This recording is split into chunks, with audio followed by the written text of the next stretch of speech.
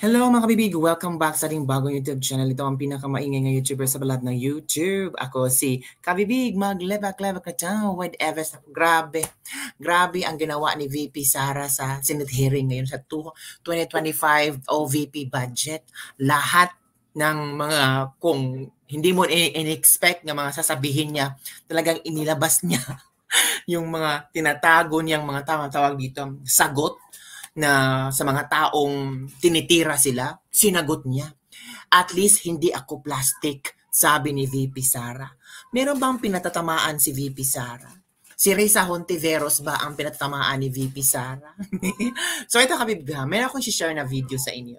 Talagang nawindang ako kasi nagtatanong itong si Senator Alan Cayetano at iba ang sagot ni VP Sara. At natawa pa itong si Villar. Diba? Okay.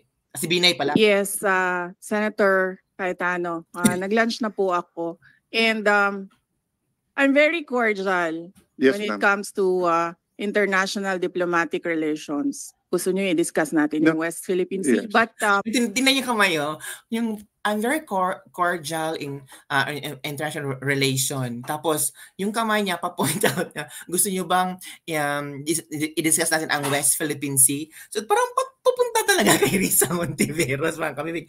Kasi, never talaga si VP Sara nagsalita about sa West Philippine Sea. And I'm sure, alam niya kung ano at kung ano ang point niya, kung bakit hindi siya salita. Because she's a lawyer. She knows what is the international law all about, mga kabibig. Pero itong si Risa Hontiveros, every now and then, may mga pabatiin sila na VP Sara, hinihintay lang magsalita. Bakit kaya, no? So, itinay mo, natawa yung isang babae dito. So, meron talagang pahambing, meron talagang patama si VP Sara. Let's continue, mga kabibig. Hindi kasi ako plastic na tao. Hindi kasi ako plastic na tao. Again, parang na-enjoy ko that part. 1, 2, 3, go. Comes to international diplomatic relations. Gusto nyo i-discuss natin yung West Philippine Sea. Yes. But hindi kasi ako plastic na tao. No, I agree with you, ma'am. That's why nga sinasabi ko po na hindi lang to legislative, political din. That's why you should be given the latitude to answer in the way that you feel it could be properly answered, di ba? So kaya ko lang tinanong kung nag-lunch kayo kasi in the first 2 years, I know that you got a very warm welcome sa Senate. So I'm hoping sa budget hearing it doesn't change, no? I remember ang daming warm welcome nga sa Senate, pero pinaplastic naman ako. So mas maganda na ipapakita ko na sa inyo.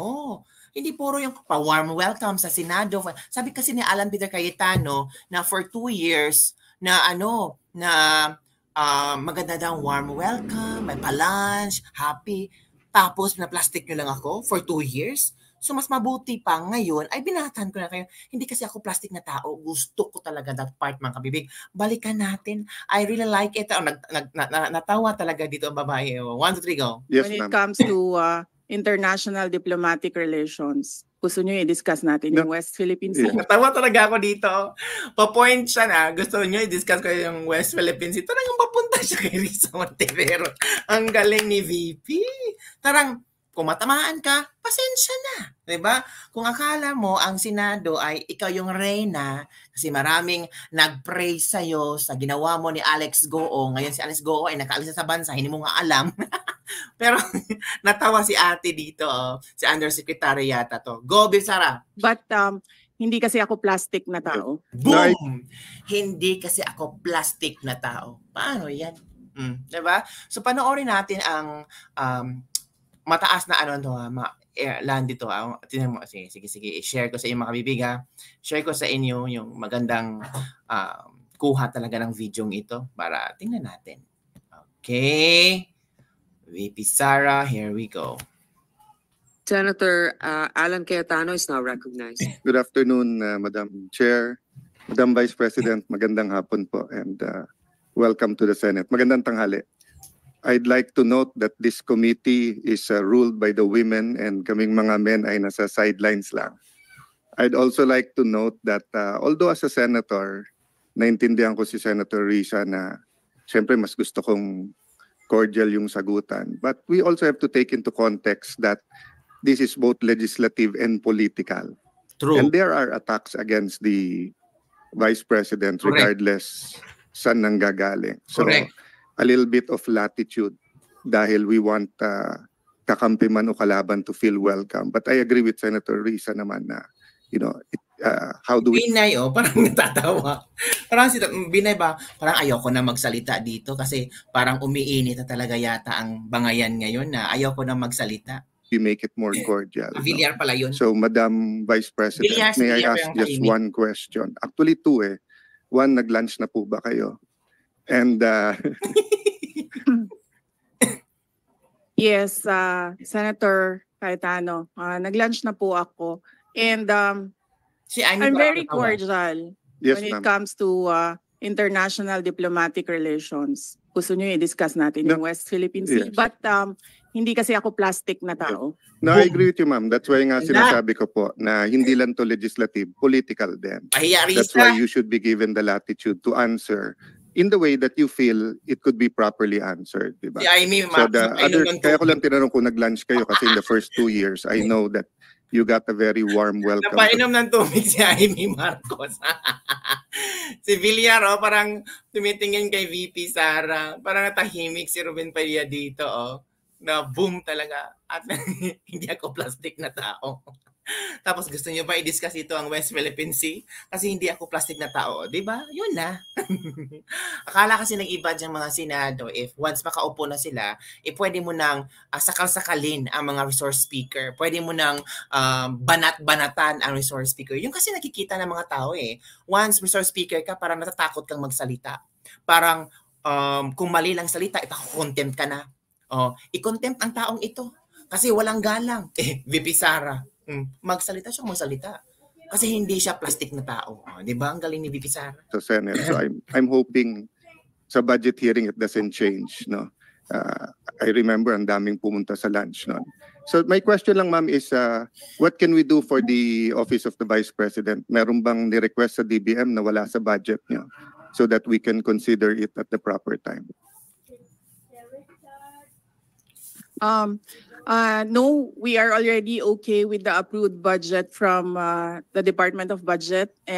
The approved proposed budget in the NEP from the Department of Budget and Management. And we leave it up to members of Congress to decide on the budget. Thank you. Thank you, Madam Chair. Thank you to the Office of the Vice President.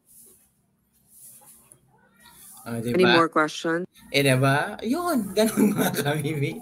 Kasi nawindang ang ibang tao ba na, wala, iba ngayon ang estilo ni VP Sara. Si VP Sara iba ngayon. Hindi ka nga plastic VP Sara, pero bastos daw si VP Sara. Kung ikaw ay tinitira na kung ano-ano mga pinapahid sa iyo na hindi totoo, tapos binigyan ka ng chance na magsalita, I think I have to grab the opportunity to speak up. And I have to slap their faces with the words that will hurt their feeling. Diba? Kasi puro sila na lang. Dapat, I need to speak up also. Ganyan ba daw ang asa ng isang lawyer? Nako, hahanap talaga kayo ng butas, no? Bakit? Kung lawyer ba, dapat talaga demure? Dapat pa talaga anong tawag doon? Paanghel-anghel. Pero sa likod ng kayang pakpak, demonyeta. Diba? About friendship ang libro ni VP Sara, pero hindi siya friendly sa Senado. Kung ang Senado, ganon, klaseng tao, nakaupo doon, na resource speaker ka nga, pero binabalat-balatan ka na, pinapahiya-hiya ka na, kulang na lang ilibing ka sa sarili mong hukay. Natural, maghanda ka sarili mo. Diba? Marami ng mga resource speaker dyan. Na hindi makasagot. Kung sasagot man, contempt. Diba? So VP Sara is very confident na this is my time. I have to speak. I am the second highest official. So kung ano sasabihin ko na makakasakit sa inyo, at least hindi ako plastic. Mahirap naman kung makipag-plastic ako sa inyo for 2 years. Maganda, warm welcome, sabi ni Cayetano. Pero bakit daw ngayon parang iba ang aura ni VP Sara? Tingnan mo nga, iba ang aura ni VP Sara. Iba ang nararamdaman ng mga politiko ngayon. So I'm sure later on may mga pa-interview dito na bastos si VP Sara, walang respeto si VP Sara. Yan ba ang VP natin? O kung hindi mo take ang VP natin, dumahimik kayo. 'Di ba? Bakit? Bawal bang maging astig ang VP natin? Gusto niyo ba yung VP natin na palumay-lumay lang? Yung sumusunod sa agos, yung walang paninindigan, yung parang isang ganun lang, sige, let's follow the river. At least sumagot na siya ngayon. 'Di ba? Kumpara noon na parang wala siyang boses, na parang kontrolado lahat ng kanyang isasagot. Ngayon natin makikita ang totoong Sara Duterte. Tama. 'Di ba? Wow, gusto niyang pag-usapan ng West Philippine Sea. Kung akala niyo walang utak si VP Sara sa West Philippine Sea, excuse me. Itong mga commenter dito ba, feel kasi nila sila na magaling. Alam ni VP Sara kung kailan siya magsalita sa West Philippine Sea.